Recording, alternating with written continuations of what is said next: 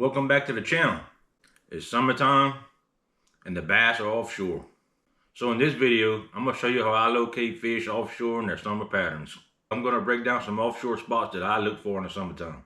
From ledges and points to brush piles, so you can spend less time searching and more time catching. Let's get into it.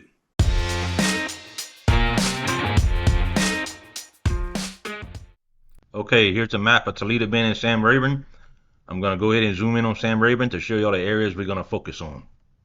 We're going to focus on the points, humps, and ledges in front of the Coleman, Branch, Norris, and Five Finger area. These are the humps, ledges, and points and brush piles we're going to talk about. These are ledges. These ledges run 20 to 30 foot deep. This is the depth I've been catching them in lately, so we're going to focus on this depth. If you do find some shallower like 15 foot, 12 foot, the same applies. When it comes to fishing ledges, this is the way I like to position my boat and scan the ledge. This is how I side scan and down scan a ledge. I don't do a figure 8 on a ledge. I just take the boat and shoot straight down the ledge. I'm side scanning 100 feet to each side.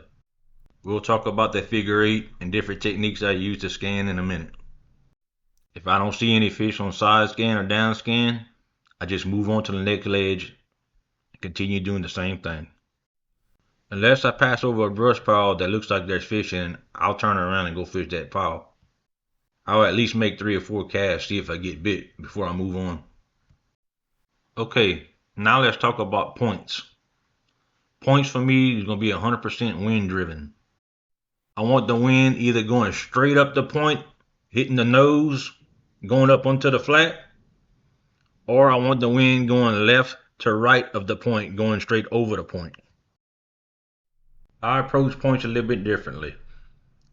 I'll cut across it back and forth, going left to right, scanning to 100 foot on each side of the boat, seeing if I can see anything on my side scan or down scan. If I don't see anything on my side scan or down scan, I'll start going over the point, hitting it vertically, going up and down the point to see if I see anything. And I'll make this pass 3 times. If I see something, I'll stop and try to fish it. Or if I don't see nothing, I'll move on to the next point and continue doing the same thing. Okay, humps. Wind's going to be hitting this no matter which direction it's coming from. So I'll kind of treat this like I treat a point and even make a figure 8. I'll start off scanning the points first, and if I don't see anything, I'll start making my way around the hump. I'll hit it crossways like this 3 times. If I don't see anything, I'll hit it 3 times going the other way.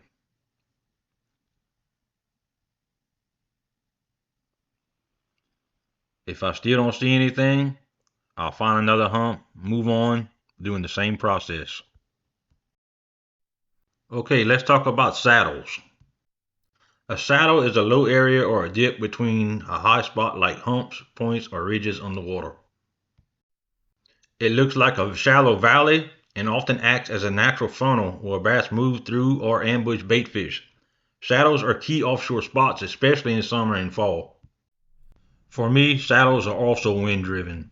If the wind is blowing in either one of these directions, I definitely stop and scan it. This is the approach I would take to scan it, and I would make 3 passes.